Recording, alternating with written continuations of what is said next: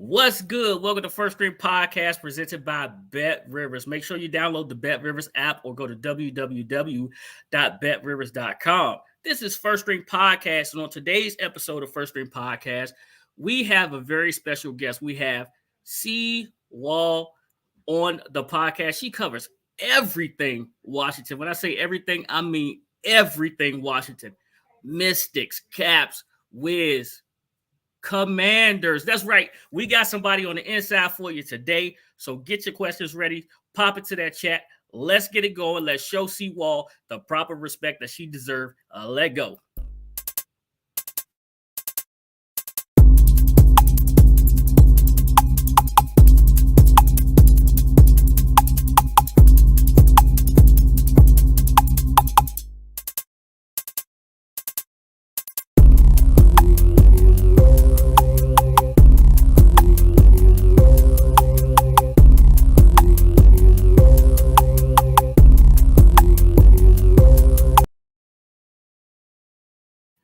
Again, this is First Stream Podcast. We are presented by Bet Rivers. Download the Bet Rivers app or go to www.betrivers.com. You must be 21 years or older to play. Hey, I told y'all we got a special guest on here today. But before we bring in the guest, you know what we're going to do. Let's bring in the squad. Start off with my guy, Sayed. What's good, Sayed? How you doing? What's going on, brother? What's good? I'm good. I'm good. How are you? Hey, right. I ain't on the side of the road no more. Not on the side of the road no more. Listen, it's a logo today, but a rating tomorrow. Our guy Ant. What's up, Ant? How you been, man? Man can't never get no respect, man. No How y'all respect. doing? We're not gonna give you none. Not today. Good to be back. Hey, appreciate you being back, bro. We missed you. We really did. All right. Now we're gonna bring in our guy Kirby. Kirby. Oh, what's good, man? How are you? Gentlemen, it's great to be here. I'd be a lot better if there wasn't a Dallas Cowboys fan right beside me right there. But, hey, you know, we're just talking sports. I guess we'll survive, even though the Cowboys won't win a game this season. But, hey, I'm doing pretty well. Every good crew has a Cowboys fan in it somewhere. And all in love, bro. Listen, not only is he disrespectful, but before he told me his name, he hurled a cowboy insult. This is just I don't even know what to do with this. That's what we do. Hey, listen. Miss Candy Waller is here. Is Mama Waller gonna be in the chat? That's all I know. She might be. I told her where I was going to be. So even when I'm on the internet, my mom finds me. So she might pop in. If she don't get in the chat, I'm going to have a problem. Gotta have your... Listen, if y'all watch CWall Sports, man, first person always in the chat is Mama Wall. So we got to have her in the chat. Candy, congratulations. Candy is now on CBS Sports. Say it. Help me out. Lynchburg, Virginia. And she's also on 89.3 WPFW. You can find her on YouTube as well. That's going to be linked in the description. We got a lot to get to, but before we do that, we got to always say what's up to our guys in the chat. Bruce Glass first in the building today. What's up, Bruce? Thank you for all the support. Then we got my guy Droopy in the building, of course. And my man John Graves, he said, I have arrived. He's arrived. He's in the building. And hey, he's already jumping in with questions. He says, farewell to the trap. It's time to evaluate the 2020 Washington football team draft class as a whole. In my opinion, only Cam Curl has really exceeded expectations. Everyone else has yet to step up, or is out the league. Is he correct, Candy? Yes. John, you are apparently at all the practices. Yes, you are absolutely correct. Yeah. He definitely is on the right track, and he's always having great content. Also, before I get too far down here, right? Our guy Dump Truck Don has made his Dump Truck Don has made his presence felt by yelling, Mr. Kennedy. we have great fans. Rockman's in the building. He said hello to everyone too. Hail to the hey, say it. This is you. Hail to the Commanders and go Dogs. He forgot something, didn't he? Okay. I guess not. Never mind. We moving on. Yeah, we're moving on. All right. He took a day off. Oh, wait. This is what it is. It's failed to the Commanders. Oh, that's from that's Don. not it. That's from Don. And then he said, wishful thinking, Don. We win in the division this season. That's at you, Ant. Right? That's somebody drinking or something. Kirby sounds like Chris Russell. I've never heard that in my life. I guess I sound like Chris Russell. I don't know. Big fan of Chris, though. Don, Bowie High alum, just like myself. That's right. That's right, CWall. PG County's always I went to Bowie High School as well. That's right. We all alums. I'm a Bulldog. That's right. So, hey, look who crashed the party. Look at that. Janet, what's good? Thank you, Janet, for coming by and stopping in. We appreciate it. So let's get into it. Candy, what happened in practice today? So I think it's probably now known publicly. You all have probably heard that Ron Rivera wasn't too pleased today. He had a conversation with the team after practice. Actually admitted in the press conference that there's some things that he's struggling with. He did not get into detail about what he's struggling with, but I will tell you all right here on the First String podcast that I have been waiting for this to happen.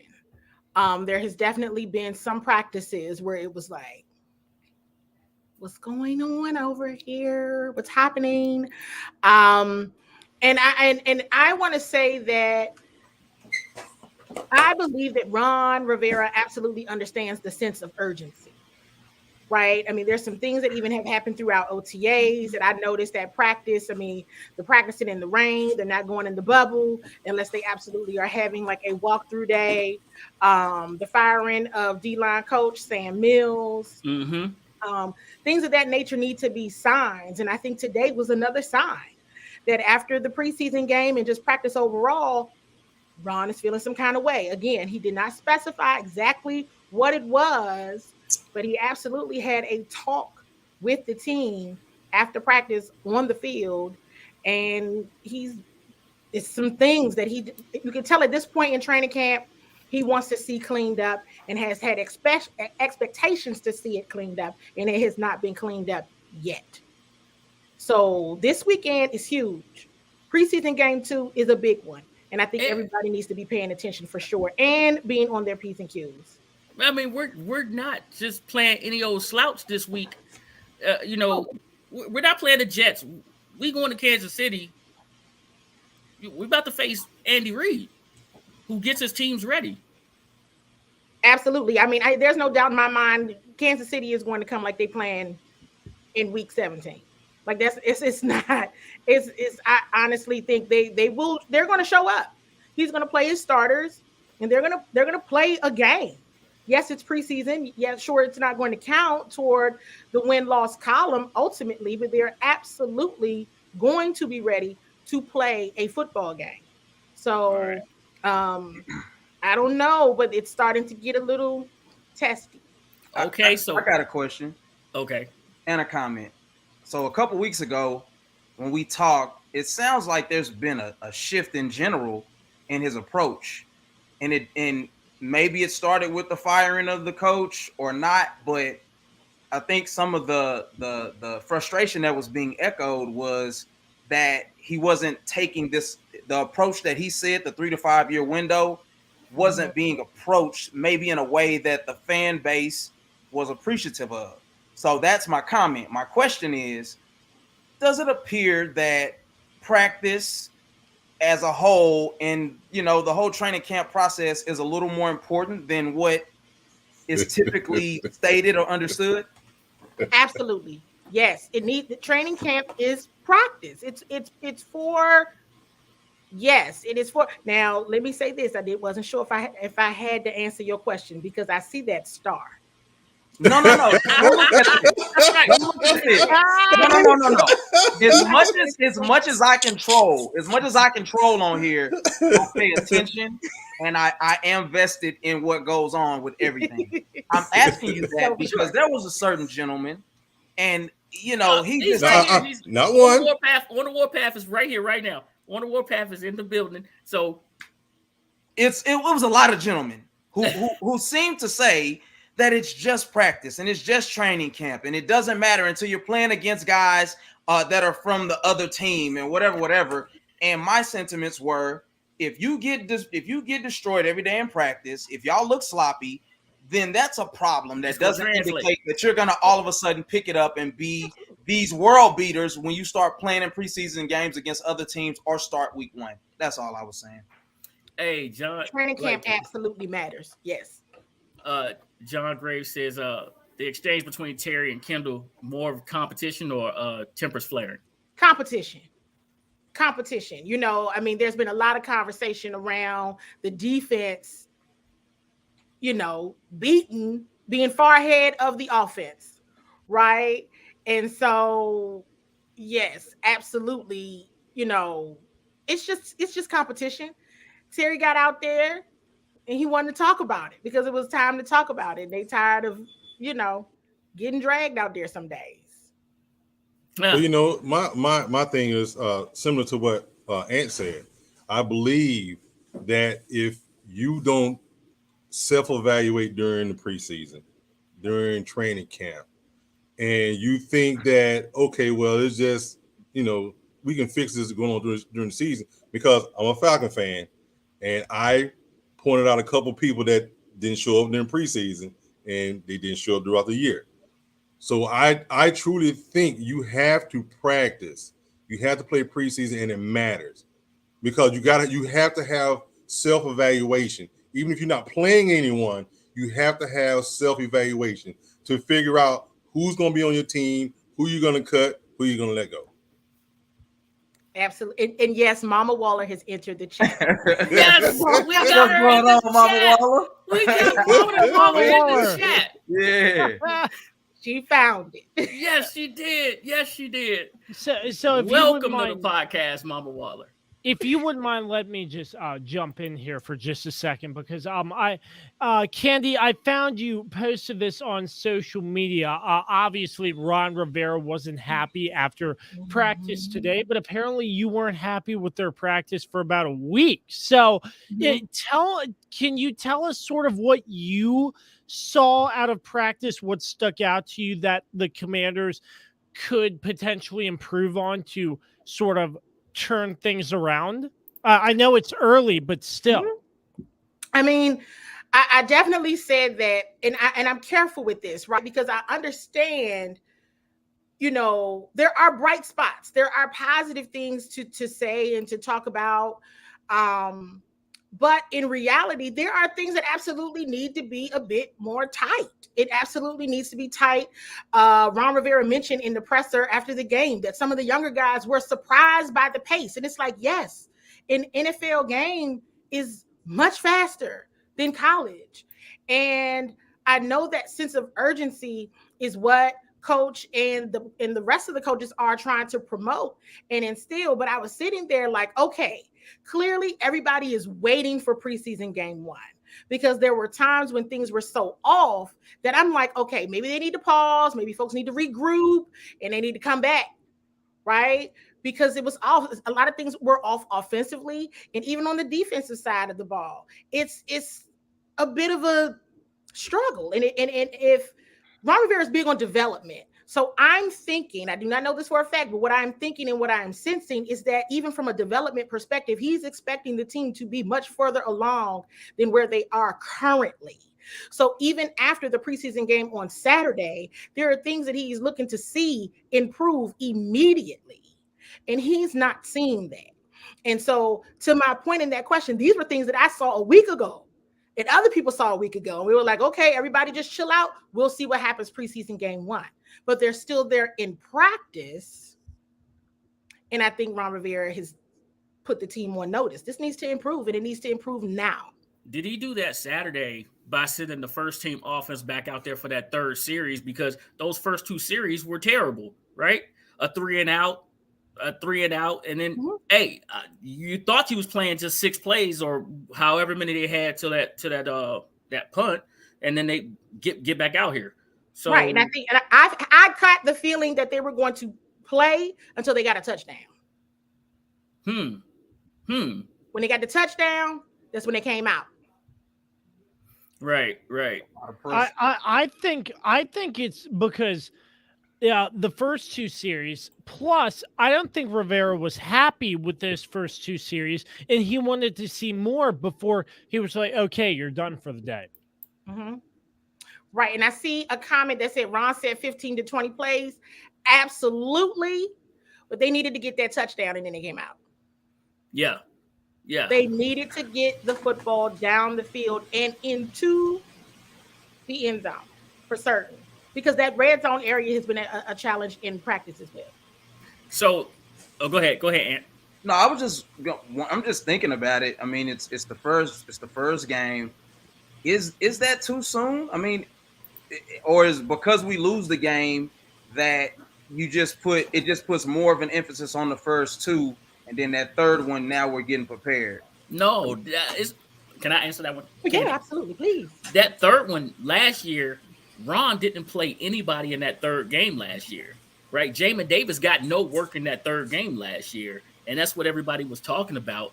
He usually uses this second one as a way to say, this is us preparing, and then he makes sure we can make it to week 1. So that's why we're playing Kansas City this week. Mm-hmm. It's a good test versus a good team, and I don't know if anybody saw Kansas City, which we're going to talk about a little later, what they did minus Tyreek Hill. Now, what I will say to also answer that question, I think the fact that he didn't believe the offense came out the way they should have. Right. And when he sent him out, when they went on the second series, he was like, wait a minute. This is not how we practice. This is what nuts be happening. Y'all going back out there one more time. And that's what it looked like from my perspective watching the game later on, because I didn't get to see it live. I had to watch a replay of it. But that's what it looked like. He said, okay, y'all got to go back out there. And if they had not scored, he might have sent them back out there one more time. He was going to keep playing them until they scored. Hey, you going to get the message one way or another. Yeah. Mama Waddle said, calm down, everybody. They going to get better. They will get better, right? And Don is asking the question, which is next on mine. Antonio Gibson, how was he today in practice? He got put back on the bench, and Robinson came in and did his thing like he does. SEC running back, big, strong, and these Alabama running backs, they do better in the pros once they wait their turn, right? Not a lot of miles on them. And I understand that you really were excited about him. Yes. After the draft. I caught that nugget out of you too. I almost chopped it up, but I didn't want any copyright infringements put on me. So it's fine.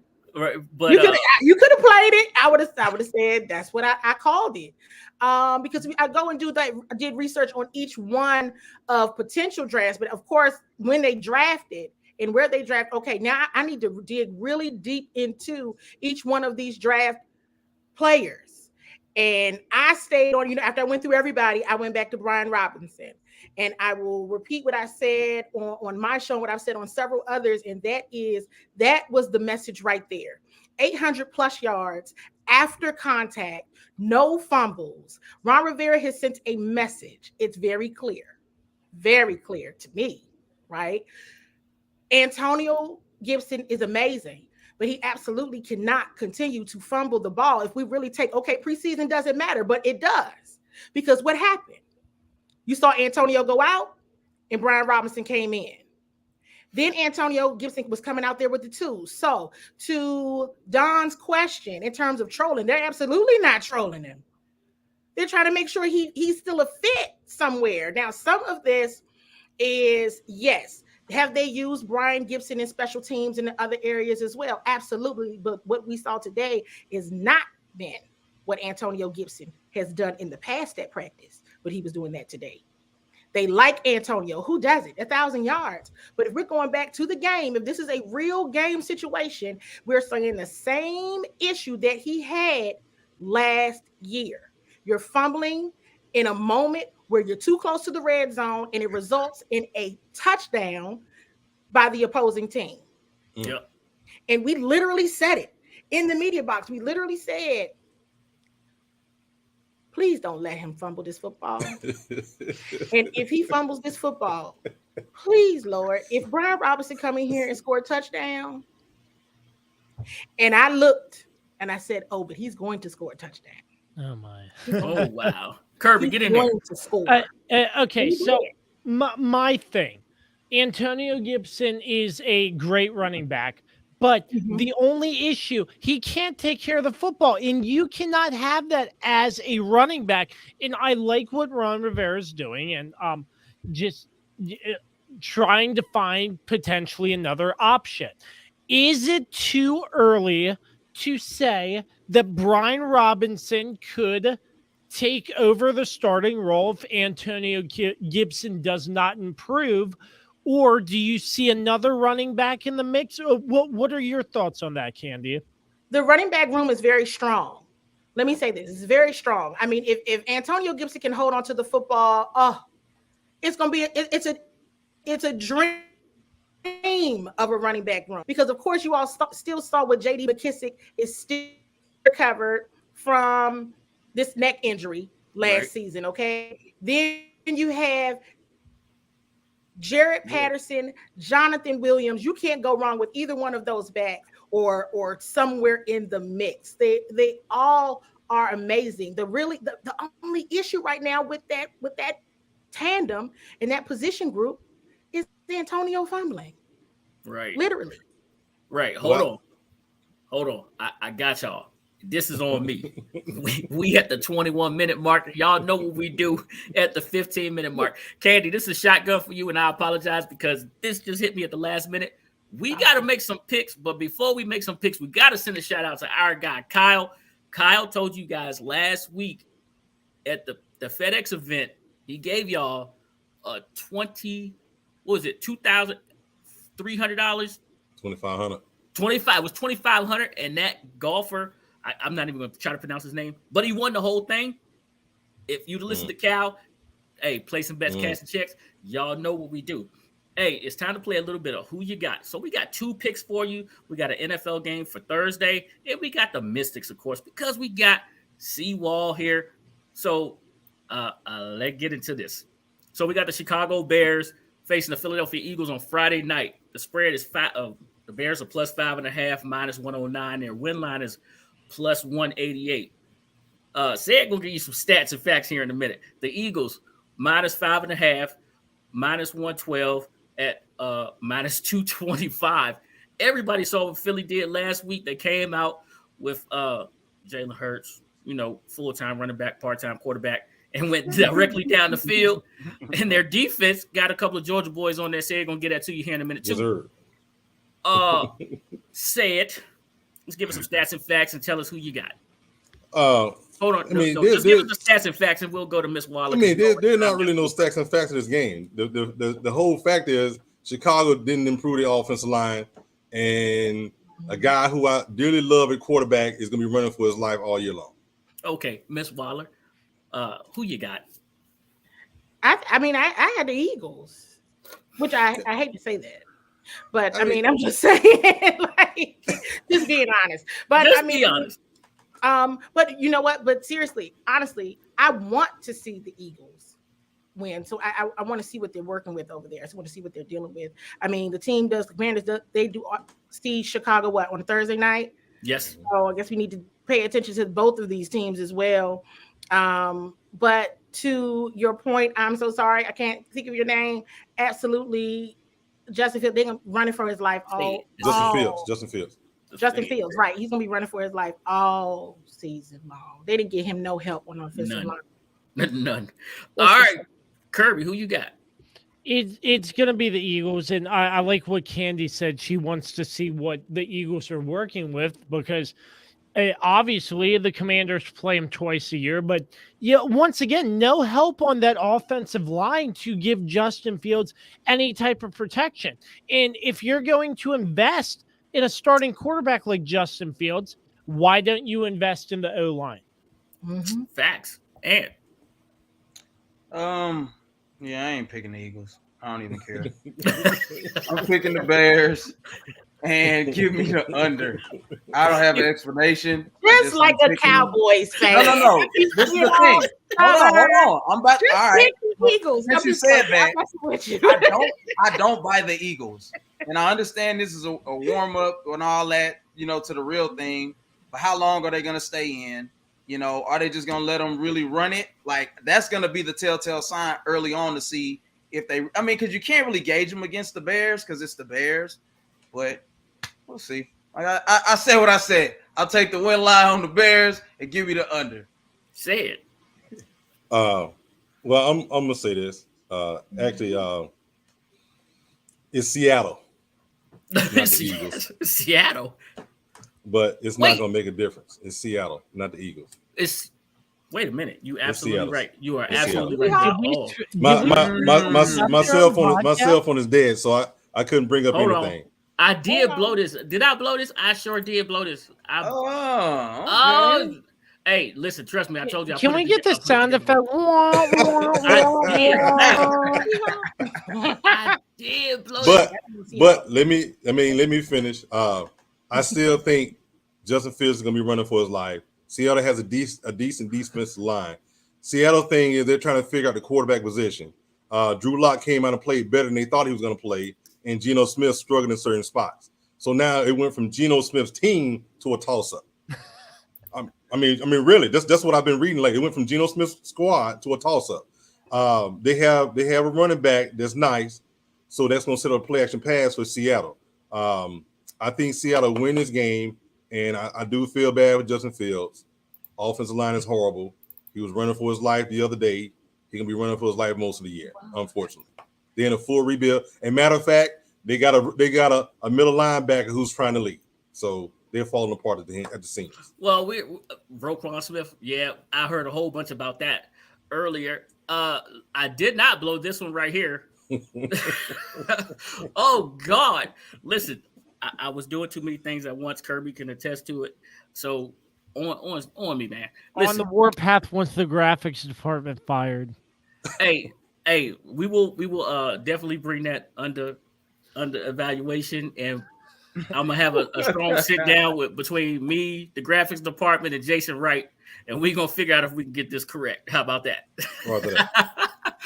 Hey, we got the Mystics and the Storm, right?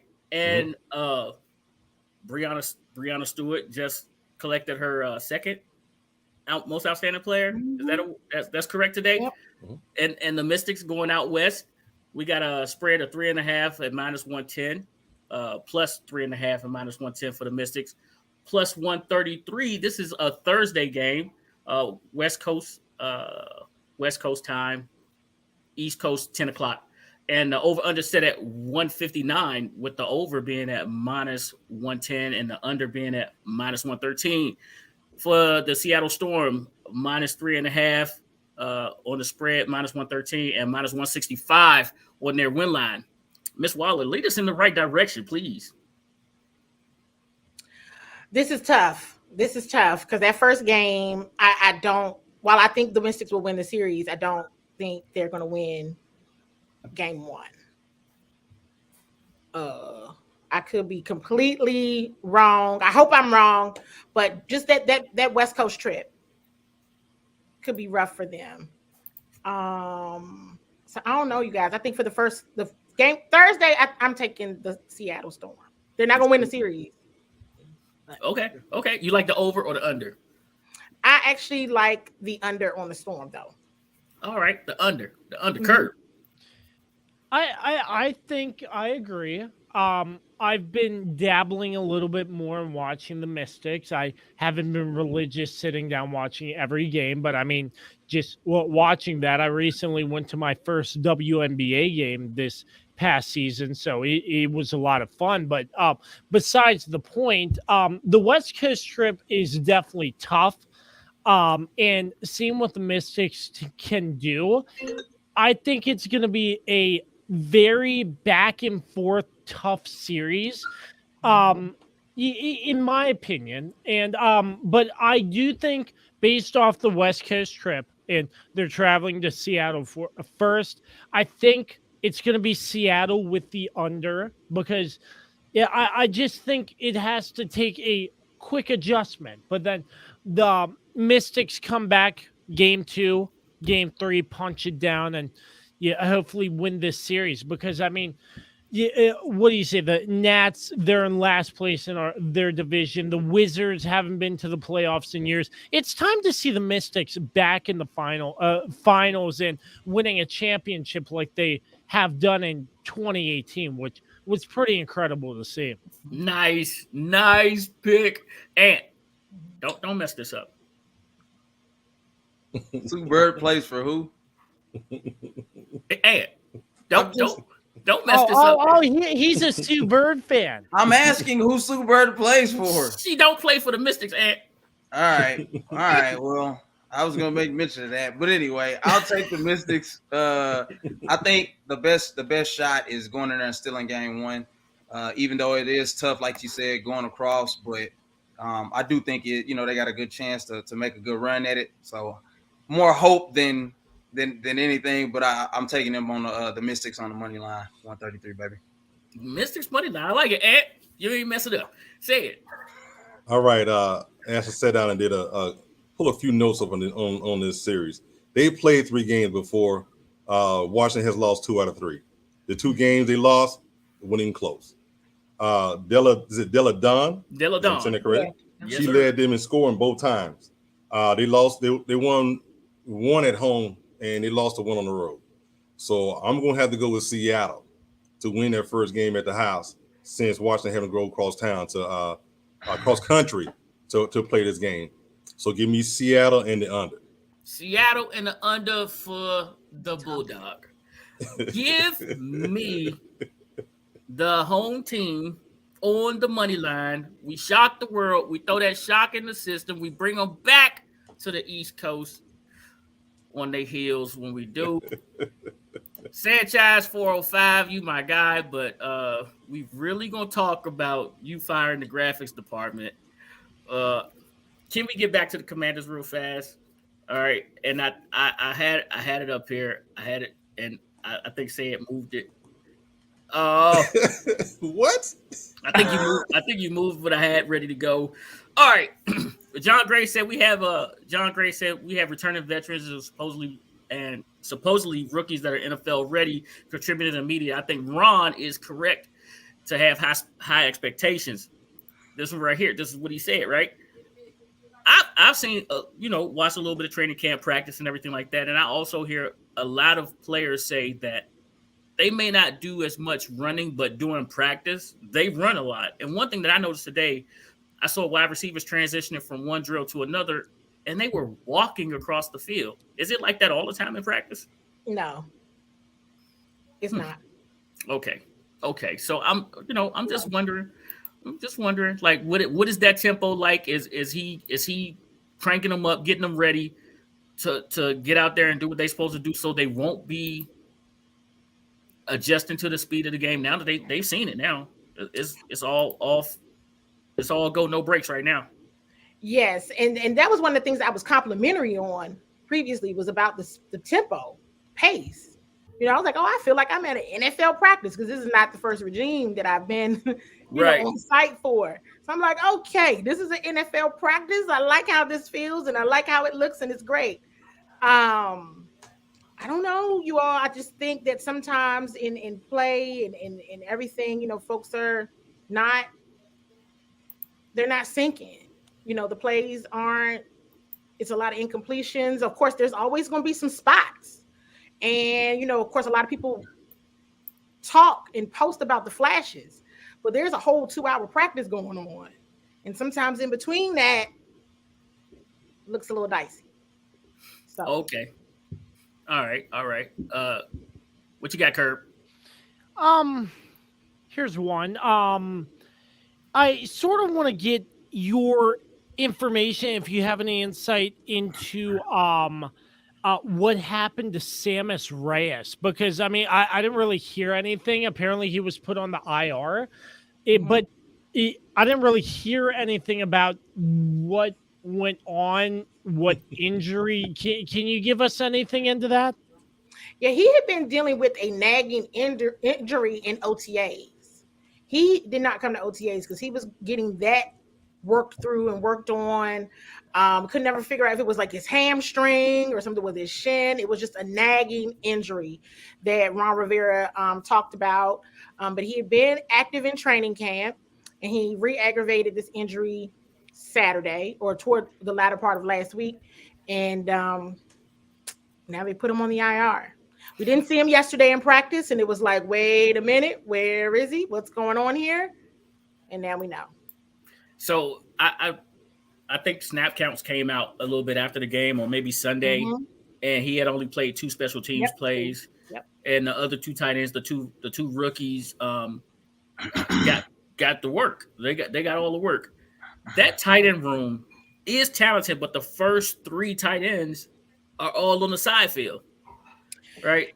Yes, I mean that tight end group. Let me tell you, I know that I had a lot of energy earlier in the conversation, and I still have that energy around the running back room. But in OTAs, I was really excited about the tight ends. I said, okay, the Commanders got some tight ends. They got a group of tight ends, and this is going to be good. And everybody started getting hurt. Okay, so I'm concerned. I think everybody is with the group with so much promise. I mean, Coach did mention today that Cole Turner should be back next week or so, but still wants to try to get him some more work and get him some more time because he does need that time. But Curtis Hodges has been solid. Armani Rogers, due to the other injuries, we've seen him really shine in practice as number 88. And if you all remember, Carson was connecting with him quite a bit. Them talk a lot in practice the last few practices. But of course, already not having Logan Thomas was hurting, but John Bates being injured that hurts. And then again, whatever nagging injury is going on with Cole, and then Curtis was dealing with the injury as well, but he's back. But now, okay, Sam Meese is gone, and Sam Meese was excellent when it came to being that blocker that they needed. But also on the injured reserve list, along with Sam Meese, is Alex Arma, who's a fullback that they had been using, and he had been practicing with the tight ends. Yeah, and he was doing well.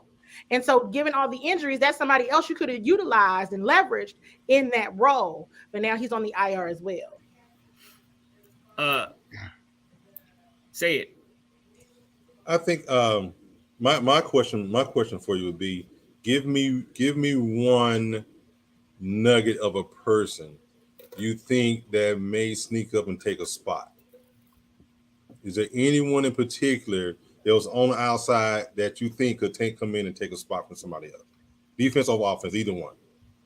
The first one that comes to mind, of course, I don't think they're going to cut Antonio, but then again, I don't know. Antonio can't fumble for the rest of his life, as far as I'm concerned. If he does, Jonathan Williams. Jonathan Williams is another running back that I've been extremely impressed with. It's number 41. He's been really good. On Saturday's game, 16. I don't know. I said, and I had to say, what happened? Like, where did he come from? Stephen Parker, number 16, was everywhere. He was hitting everything moving, and he's been pretty quiet in practice, but game day he was ready. I saw him hit a referee because he went across his field of vision. I mean, the guy was like a heat-seeking missile. He was everywhere. Literally. And I was like, whoa. Corey has a question here for you. He wanted to know, how are the tight ends responding to Juan Castillo? I really like Coach Castillo. Let me tell you something. I had an opportunity to interview him toward the end of OTAs. I really like his energy, and I think that the tight ends are responding well to him. They're often the first full group out on the field, and almost always the last full group out on the field. They're still working. They've been doing that since OTAs. So I think, I think he's working well, but they're just getting injured. Right. One of my questions I have for you is the defense. We saw Baker Mayfield, who have been in Carolina long enough to have a cup of coffee and smoke a cigar, come down the field and just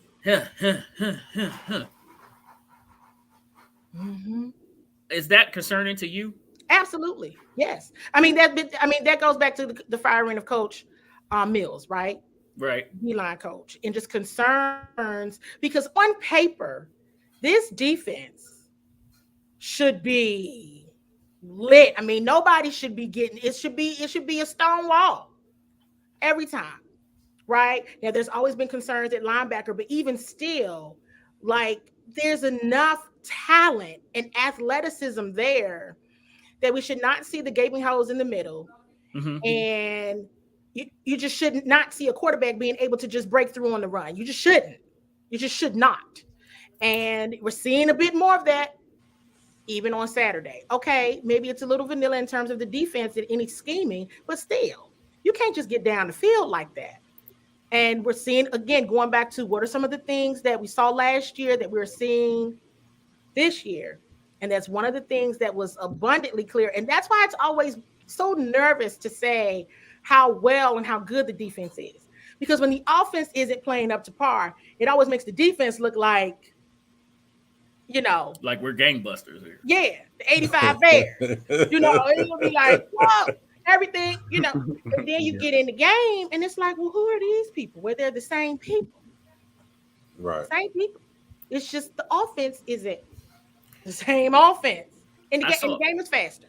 I saw a clip, right? And for some reason I had this thought last year, and I think I may have brought it up to on a Warpath Corey while we were live streaming the game. Like our D-backs play so hesitant, right? They play so hesitant, and I was like, man, they got to be getting coached that way. And then I saw a clip this week where they were practicing. And he told the defensive backs defer to the wide receivers. It's like they carry that from practice over into the games. I know it's not really like that. You don't want to injure your teammate, but you're telling them in practice to defer to the wide receivers, and we always wonder why we got catches when it's 3rd and 15, and then they tackle them. Yeah, definitely in the one-on-ones. That's kind of always created and built so that the offense wins, right? Right. Now, again, going back to when they're in 11-11, you'll think the defense is just, oh man, because of the coverage and everything, but it's not the same offense. It's not the same level of offense. And that's why I always get so nervous, because I'm going to be honest with y'all. Can I be real honest with y'all for a minute? I was a little bad last year because I was one of the media folks that was bragging and talking like this defense, I'm going for it. Talking about the defense is going to do all this in week 1. I said, I don't know what I've been. I don't know. I mean, they made me so mad. I said, I'm not going back to training camp. I don't even care. I'll just on Sunday.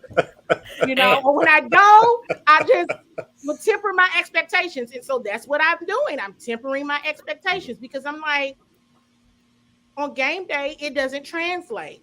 And that's the concern. I'm not saying, to your point, right? You're not going to be out here trying to hurt your teammates. This is not what you want to do at all. But you still need to be in the right place.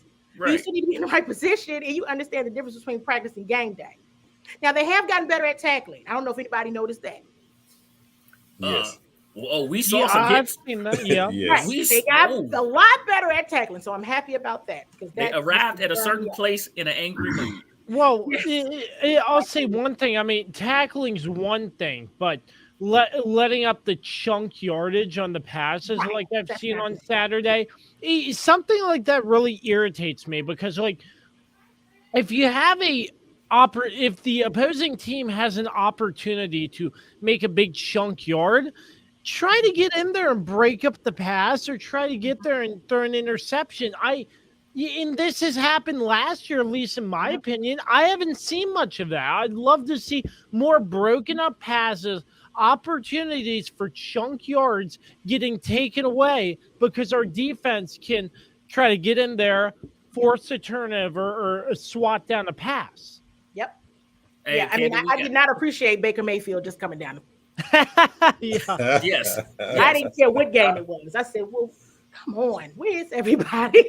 But, let me say, guys, I actually love everything I'm hearing right now. This is good. This is good stuff to hear you guys talk about. It's giving me real life. Go report this to Jerry Jones. Nah, no need. You know, we're just the defending champs. But anyway, moving on. The defending champs of what? The defending champs of the division. I mean, the division. Hey, John, what's the best part about the division? You just sit down there, you be cool. The division. Hey, you just be cool, man. But no, so my thing is, it's because I'm just now learning of you. I would like to know, what is your best case scenario? I got like a two-parter. What's your best case scenario if things come together right? And then what's your worst case scenario? So that's one. Then the second one is, it seems to me like I listen to everybody complain about the philosophy a lot and how they play guys out of position. They don't use guys in the right schemes, all that stuff.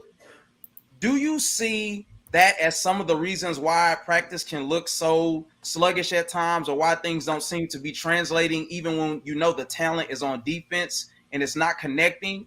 Overall, do you see them responding to Ron overall too as well?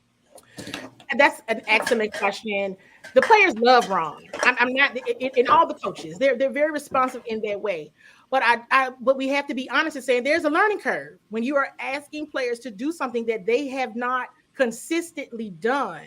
My perfect scenario is put people in positions where they are the strongest, wherever they are the best, wherever they can be most utilized, wherever they're most effective, because they're gonna play well, because it's natural. So whatever is most natural to the player, adjust. That is how I feel about that. Now, let me also say, from a season perspective, I'm gonna tell you the absolute best case scenario. The Commanders have got. Can I just be honest with y'all? I almost called them. Please. I almost called them the Wizards. I almost called them the Wizards. The Commanders have to start out strong. They have to beat Jacksonville, and they have to beat the period. Yes. That's it. You have to go into those division games 2-0.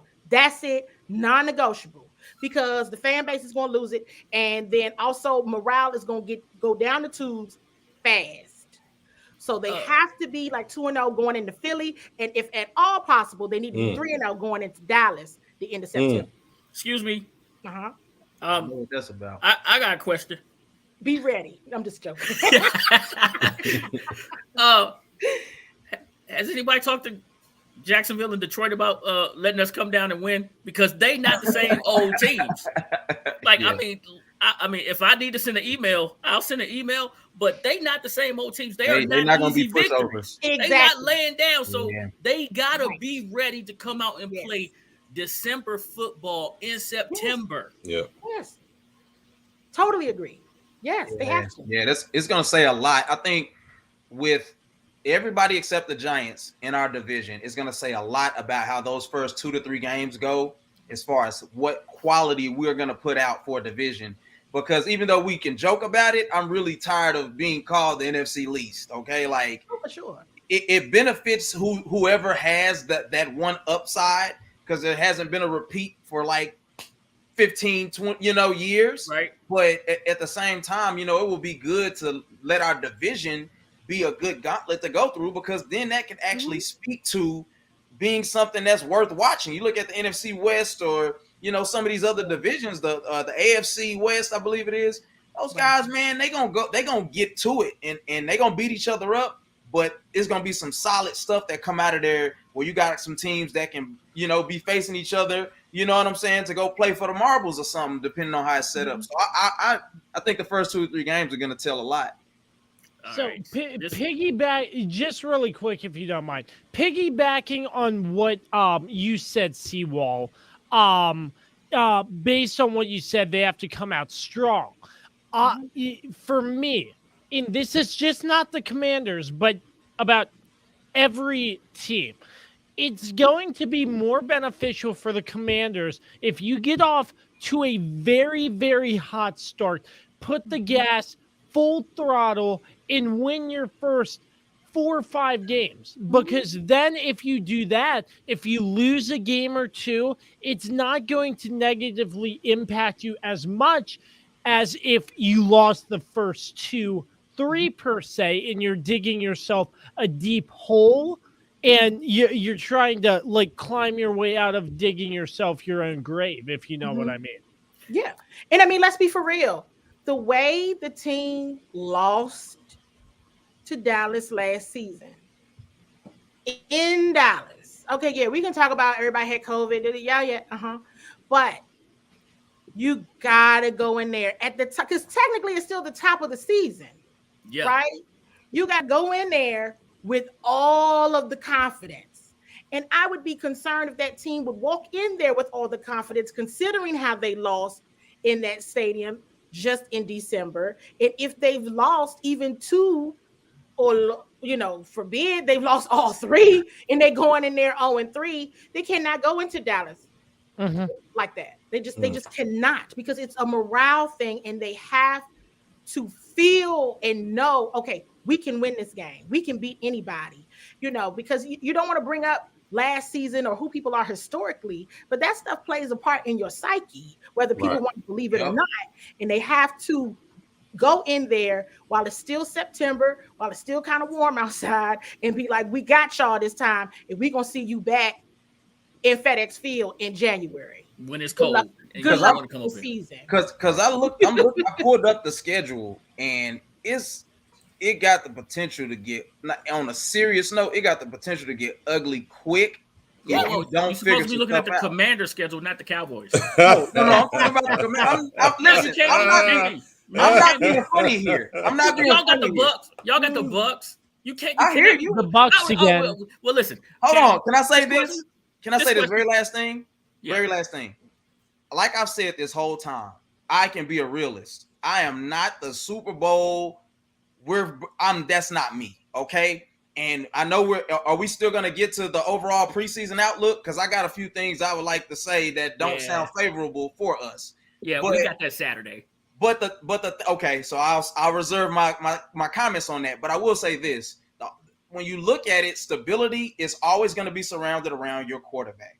And if you got a consistent quarterback, sometimes it can make up for having a bad line, or receivers or running backs moving around. That's been my only argument to saying that I could pick them to even be able to repeat the division. It's got nothing to do with the talent that I think we have or the deficiencies of anybody else in the NFC East. So I got you. Because you're right, CWall. Jacksonville is not going to be easy out this year. Jacksonville went out and did exactly what nobody wanted them to do. They drafted defensive players.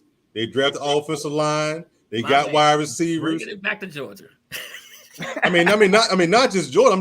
But realists. They went and got defensive players outside of the one Georgia player. They went out and got a linebacker, a couple linebackers, D-backs, and Sheriff is over there, and not in the other 2 reasons that they signed us over there. So they got a potential to be really, really dangerous. Yeah, it's a story. It's a storyline. Whether people realize it or not, I'm gonna give you a tidbit.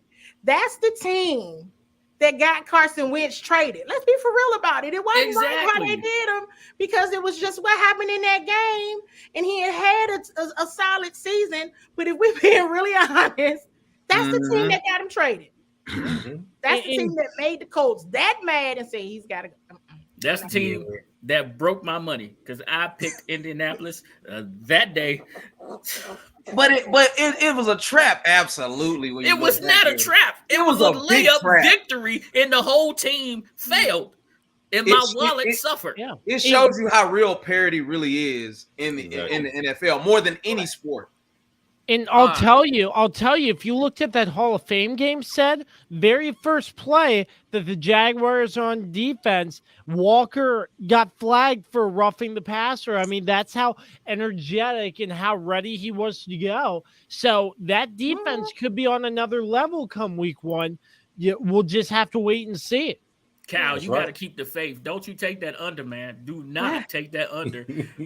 Cal, stick with the over, baby. Stick with the over. So, Candy, my man John said was Scott Abraham's out of line. He said, I'm not going to put you on the spot. You can just nod and wave to his. It was a fair question. I'll say that. It was a fair question. Some of the players don't look at social media. They're not paying attention to what people are saying per se. And Carson's been asked questions before, but I mean, I think it was a fair question. In terms of how the organization decided to handle it, I think what is important for the organization right now is to look like they are on a united front. Right. And that they are supportive of Carson, that there's not going to be any QB controversy like there has been like every year for like the last 30 years. And I think, I took that to mean that Jason thought it was important that the organization publicly show, because while a lot of people don't pay Twitter any attention, a lot of people do. Yeah, they do. So he needed to show support for Carson before it starts getting, especially after Sam Howell, Saturday. Yeah, it's important because I was just about to ask you about him too, and all of that. And he just, he thought it was important, to show that united front for Carson needs to. All right, CWall, can we keep you a little while longer? We usually do an OG class. Okay, great. Now the players, the top 100. We got one guy that made it, and we got one guy that didn't. All right, so in the comment section, I need y'all to tell me, be truthful with me. You know how we keep it real around here. Mama Wall, need you to keep it real too. Listen, John Allen made it for the first time, the captain of his room. Terry, on a scale of 1 to 10, how peed off should he be that he didn't make that list? Josh, we'll start with you while CWall thinks. I would say for Terry, okay, let me ask you this. How often does this list come out? Is it every year? Every year. Okay. He didn't make it last year. They had the videos ready for him.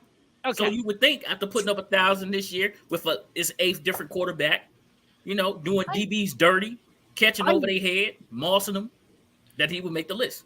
I don't think he would be upset. I just think it adds to his motivation, adds to his grind, that he's got to do better for people to notice and him to get recognized. There could be an anger, but I think that anger fuels the fire, and Terry goes out and maybe goes for 2,000, 3,000 yards on the season, something like that, catching a boatload of touchdowns. Well, we don't really know, but I would go out and say if I were Terry, it's just more fuel that adds to the fire that I would want to go out and perform to a higher level than I did last year. All right. So on a scale of 1 to 10, give me a number. I would say 5. 5. Got you. CWall. 5, and that's how mad he should be. Yes. 10 being the highest. 10 being the highest. Terry should be a 12. And say, I don't start no drama, but I can. And say, you said right, you didn't make how you feeling today? Because you didn't make it. But I mean, no, but seriously, I think he should feel some type of way, because in his draft class, Terry is like top 5 in his draft class, in everything of importance, in receptions, and you name it. I had it somewhere, but I'm not gonna click around on the computer and mess with anything.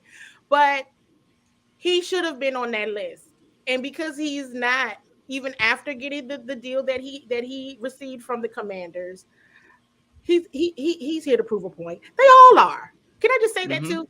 This team, the Commanders, they're here to prove a point. I hope that motivation stays there. Carson has a point to prove. Terry has a point to prove. So many folks. Deron Payne, I think, still has. Oh yeah.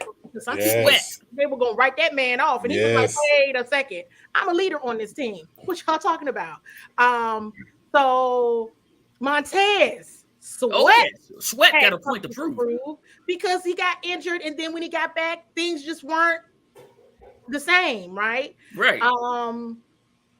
It's gonna be a lot of point proving, and they right. Oh, Chase definitely, yes, he's whenever he's better, whenever he recovered, he absolutely. I think De'Ami Brown does, right? He didn't have the best season necessarily last year at all. And Curtis 12 catches. 12 catches. got stuff to prove, and Terry should feel some type of way because he's a leader in the league. He's a leader on the Commanders, and he's been a top performer. Just look at the rest of his draft. He's been a top performer since he's been in the league. Sure, the Commanders haven't done that well. Okay, fine. But Terry, as an individual performer, should have been recognized on the top 100 for certain. Say it. Man, I've seen a bunch of discrepancies with this top 100 they put out this year. And I want to know who was voting because I had no idea the players what they was doing. The players?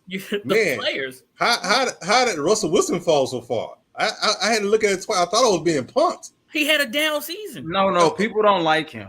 Yeah. For real? Yeah, do you see the? Yeah, some people don't, but I mean, must be the dudes. Like CWall said, it should be motivation for him. I think it should be like a 7 or 8. It should be motivation for him. Top 5 and all the stats in his draft class. I mean, these guys. You got to remember what generation this is now.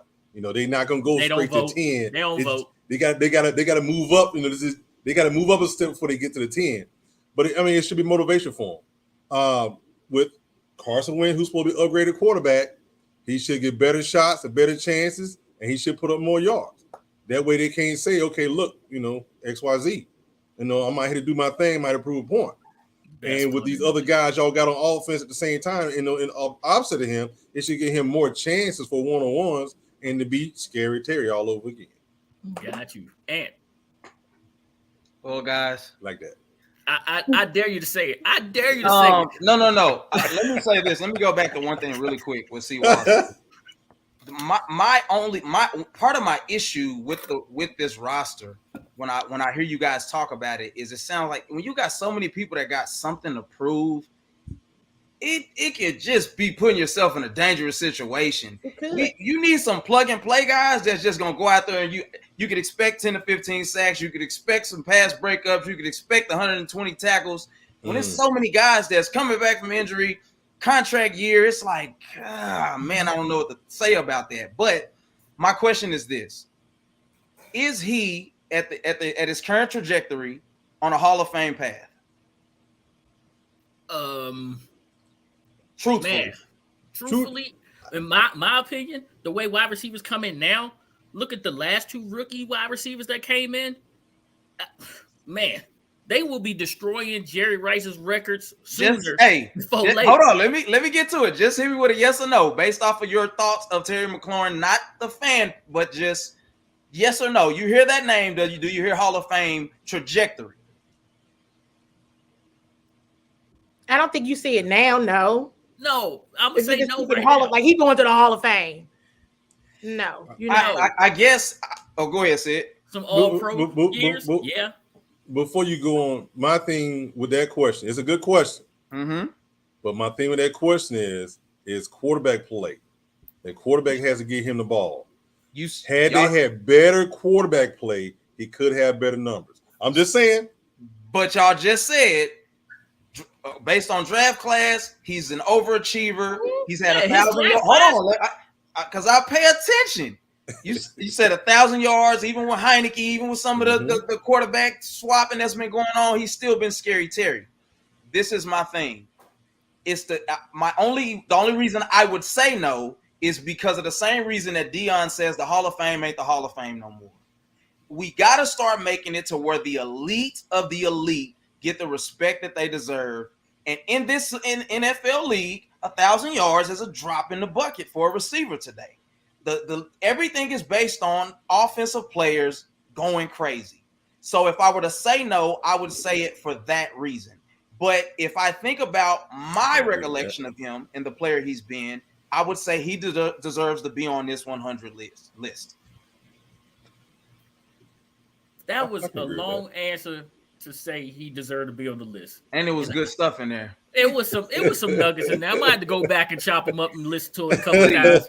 Please do. Man, I'm gonna have to do that. Listen, John Gray said last question for you, but he lying because he's gonna ask a lot more questions when we keep going with this topic. Right? Some reporters say Jahan's the best wide receiver after OTAs and minis after the game. Do you feel that he's the best wide receiver, or is Terry still our number one?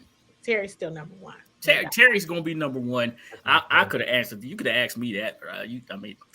Terry's that dude. He's the straw that stirs the drink, right? Yeah. Because just to interject real quick, because it's I understand why he asked that question because Jahan is looking so bright.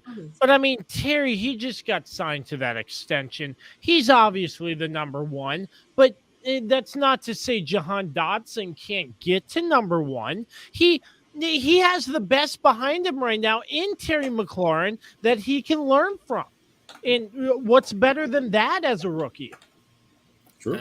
Is that a CD Amari Cooper type situation over there? Hey, that's gonna get you suspended. Just had to do it. No. Listen, drafted high, promising guy gets a contract. You know, you call Jerry Jones and you tell him CWall said. Yeah, that's right. If he see Ron Rivera put Terry, Jahan, and Curtis Samuel out there at the same time on a play, all of y'all getting smoked. Okay, hey, that's no fair banter. But I shouldn't say that it's media, but I'm telling the truth. I'll tell him that. I'll tell him that. And he'll probably say, "Can your quarterback stay upright long enough to duck the ball down?" That's the whole thing. Yeah, okay. I'm just all right.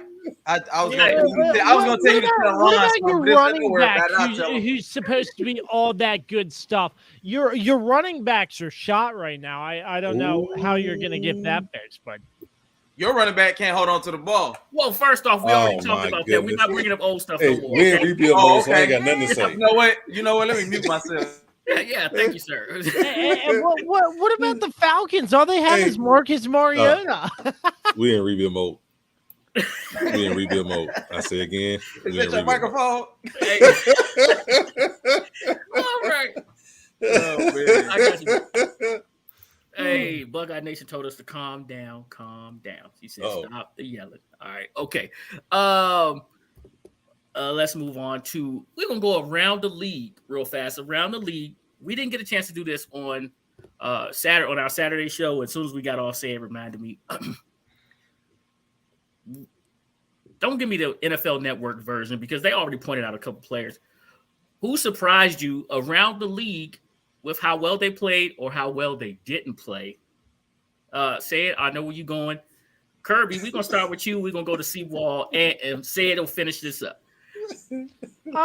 Who was it? I forget his name. Wait, hold on. It's blanking me for a second. Oh yeah, George Pickens. I think he did really well. Thank you. Get out my backyard. How in the Sam hell did the Atlanta Falcons let a monster that was my tweet. backyard get away? That was my tweet, man. That was my tweet. CC, you blinked. See, you blink. Okay, so Pickens. Carbon copy. You blinked. That was his tweet. George Pickens looked pretty darn good. He looked real good. Yeah. Sorry, Ted. I love you though. Candy. And this from the preseason, right? Yes. Okay, so seriously, because I was really paying attention to Commanders. I'm gonna just go back to Carolina Panthers. I had to laugh because I was like, PJ Walker, he ain't too bad. He just gonna be consistent. I said there's a PJ Walker. I had, folks laughing like PJ Walker wasn't so bad. Mm-hmm. There's a PJ Walker that's good in basketball. He pops up on you. There's a PJ Walker that's good in football too. And so he's been consistently a strong backup. And I didn't think he was too bad at all. I was a little surprised by him. Linda finally came through. He played very well last year. He did. And in those 2-3 games, because they wouldn't put Sam Darnold back in the game, they was like, nope, we're not putting you back in. Is PJ Walker's game to lose, win or lose? For sure. So, that's at you, Ant. Yeah, go ahead, Ant. Who you got? Man, I tell you, I think Trey Lance is gonna tear the league up this next year. He got real hot. I'm just playing. I was about to hit you. I'm kidding. No, man. I'll say I'm flabbergasted that I was more heavy on us too. Some of the stuff, so as much as it may change, it stay the same. Tyler Smith is either gonna pancake somebody or he's gonna hold up their draws for him. I don't understand the problems. Oh man, I wish we were talking about the takeaway from preseason game number 1, because I'm just, why can't we just be a good line again? Like, make Cowboys linemen great again, even if it was a false perception. Like, gosh, man, I'm so annoyed at the fact that we draft you in the first round. We have no clue if you're gonna actually be good. Like, you were not a first round grade, and you're holding the crap out of people, or you're just completely smashing them. I don't have time to hope for high upside at this point, and it's sickening to me. And can I just say, big star down on Jerry Jones as a whole? Let me just say that. Okay. I sound like Sid right now. What's your over-under? Cal, play the under for the Cowboys. Cal, play the under. No, don't get me wrong now. Still better than the least of these. Now, don't get it twisted.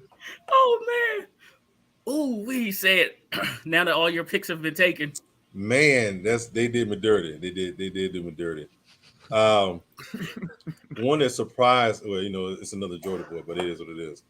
I really enjoy watching Jordan Davis and Nakobe Dean play together again. Even though it was with Philadelphia, they played very well. And Jordan Davis is going to be that monster in the middle that's going to allow whoever plays linebacker, not saying Nakobe Dean, whichever the linebackers play, as long as Jordan Davis in the game, free run to the running back. Whichever direction they're going, it's going to be a free run because they're not going to get touched. They couldn't get off of him. And the fact that Nakobe Dean fell as far as he did, you still saying is actually surprising. Man, he took my pick though. Jordan Pickens, I was real upset about that pick. Real. Man. CWall, you weren't here for draft night, CWall. You weren't here for draft night. I was on another level that night, but you have no idea. Man. Say got a Nakobe Dean undershirt that he be wearing. Man, I was on another level, man. You don't even know. Oh, man. But see, my thing is this. My thing is, I'm a short range. I'm out of it.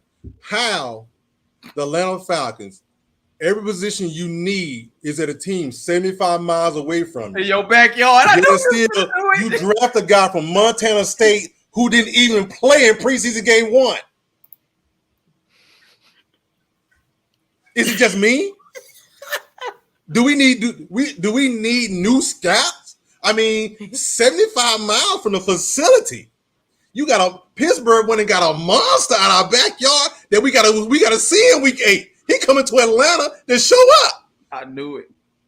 I'm out of there. You gotta pay. Why we won't draft in our own backyard? I knew it was coming. I was just. Why did I not close up on Sid just now? I should have just gave him a close up. Oh man, that's on me. Oh, 2 mistakes for me today. You got all the monsters in your backyard. Oh my goodness. Oh, the real. Hey, Atlanta Falcons fans upset over here crying. Hey, Pick, I do have some breaking news regarding the picks we made. Give it to me. Seahawks quarterback Drew Lock tested positive for COVID, and he will miss Thursday's game. If that changes the line or the spread at all. My pick's looking strong here, guys. But see, that's again. He tested positive in Denver. He went to the club. That dude don't want to play football. Oh wow. He don't want to play football. Hey. Oh wow. Listen. We got one more thing to talk to y'all about real fast. Say it. We didn't pick the Dodgers because they came on right when we did. We didn't pick them up. Yeah. But we got to ask you, man, the Dodgers, are they winning the World Series this year? What? Tell us what they doing. What? Please. Not alone the Braves still got a chance to get for the wild card, they not. Oh, okay. I ain't got my World Series hat on right now. This is it's almost time for my boys to play. I got to start one season first. Oh, you being a super the Bulldogs fan. First. Oh, you and being then we go to World Series. But I think the Yankees, they have lost 9 of 11 since the All-Star break have really struggled. They go that's giving the team behind them. They were giving teams behind them a chance to catch up to them. Matter of fact, I think Dodgers beat them to 80 games because they lost so many games. The Dodgers are a complete team. I think they need like 1 or 2 pitchers to finish out the season, but batting wise, monsters. And they just lost a pitcher. Straight monsters. Lost a pitcher a little bit ago. And right now they're currently down 2 to Milwaukee. They took them out back yesterday, back in that woodshed and just let them have it. All right. Hey, be sure to catch Coaching from the Couch with CWall tomorrow. I don't know what day is it. I never know what day it is anymore, y'all.